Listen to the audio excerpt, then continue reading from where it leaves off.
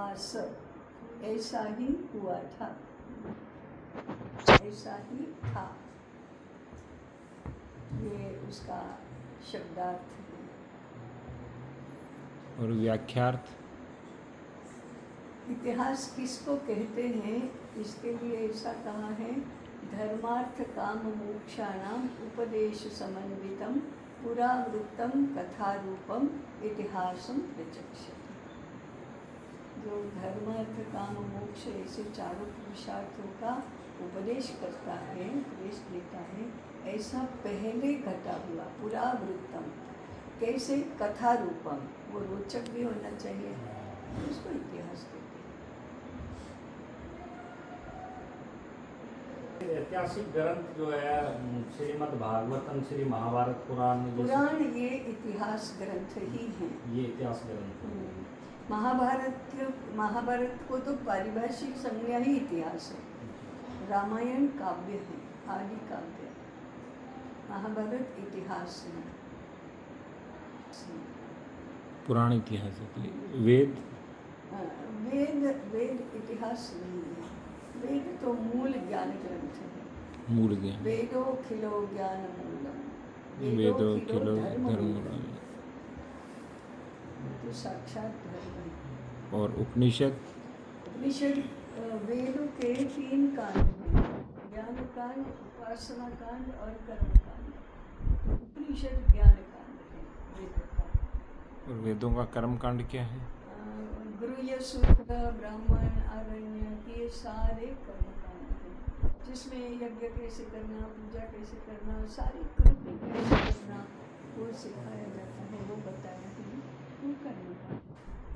और भक्ति मार्ग के सारे जो ग्रंथ हैं वो उपासना कांड है। जो देवताओं की स्तुति है वो सारा उपासना। तो भागवत किस में आएगा? परंतु ऐसे भाग नहीं है वेदों के, तीनों एक साथ है। नहीं, भागवत तो वेदों का भाग नहीं है ना, वो तो पुराण है, इतिहास है। तो 4 वेदों की बात है। वेदों के ही अंतर्गत 3 विभाग है, ज्ञान कांड, उपासना कांड और कर्म कांड। उसमें से ज्ञान कांड है वो उपनिषद है।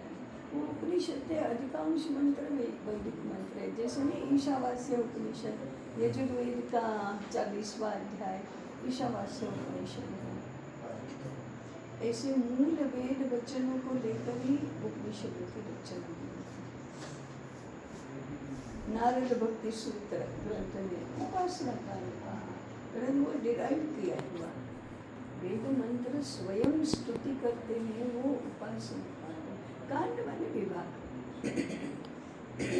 परंतु जैसे रामायण के कांड हैं, अब ये किष्किंधा कांड, ऐसे नहीं कांड हैं, वो तीनों एक साथ मिले हुए हैं। इसका अर्थ है कि तीनों एक साथ होना चाहिए, ज्ञान, कर्म और भक्ति तीनों होना चाहिए। केवल कोरा ज्ञान भी नहीं चलेगा, कोरी भक्ति भी नहीं चलेगी। अरे भक्ति तो दीदी ही होती है, परंतु केवल कर्म भी नहीं चलेगा।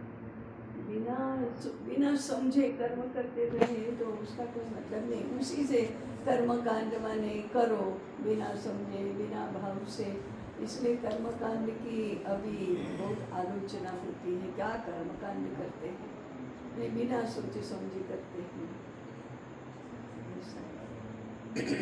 लेकिन कर्म कांड सबसे बड़ा है वेदों में, कृतियों पर बहुत सबसे अधिक जोर है, क्योंकि किए बिना तो कुछ भी नहीं होता है। कितना भी आप चिंतन करो, बुद्धि से समझो, ज्ञान कितना भी है, कृति के बिना नहीं होता कुछ भी। इसलिए कर्म कांड, और वो शुद्ध पद्धति से कर्म करो। मैया ये तीनों साथ ही चलेंगे, फिर कर्म और ज्ञान और साथ ही चलेंगे, एक के बिना भी नहीं चलेगा। इसलिए वेदों में सब एक साथ है। बाद में जो ग्रंथ बने वो अकेले अकेले बनने लगे। तो ये मैया ये सिद्धांत तो इसी के साथ ही प्रतिपादित हो गया, हाथ काम मुख राम हृदय साची प्रीत। हाँ, बिल्कुल। इसमें जो है कर्म भी आ गया, भक्ति भी आ गई और ज्ञान भी आ गया। एकदम।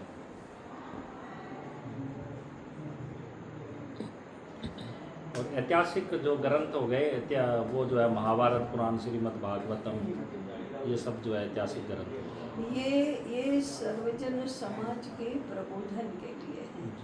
वे वेद नहीं जानते, वे उपनिषद नहीं जानते, शास्त्र ग्रंथों का अध्ययन करने के लिए उनके पास समय नहीं है।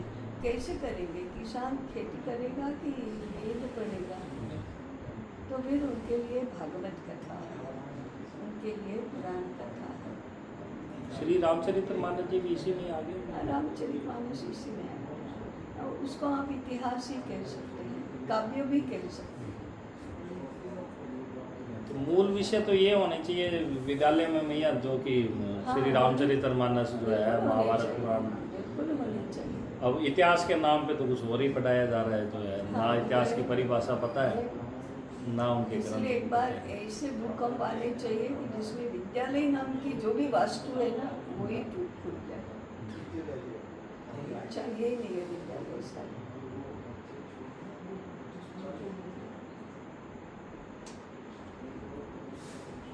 लेकिन कोई अपने बच्चे को विद्यालय में भेजे बिना रहता नहीं।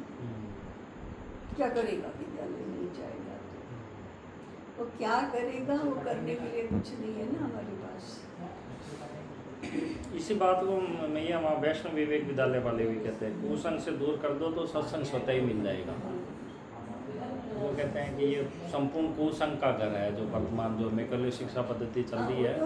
वो तो ऐसा कहने वाले कि मैकॉले की शिक्षा पद्धति ये जहर है, ये सब कहने वाले बहुत लोग हैं, लेकिन अमृत देने वाले नहीं है ना।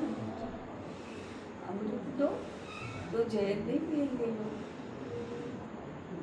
अमृत देने के विकल्प चाहिए ना, उसका विकल्प नहीं होगा तो वैक्यूम में तो कुछ नहीं रहता।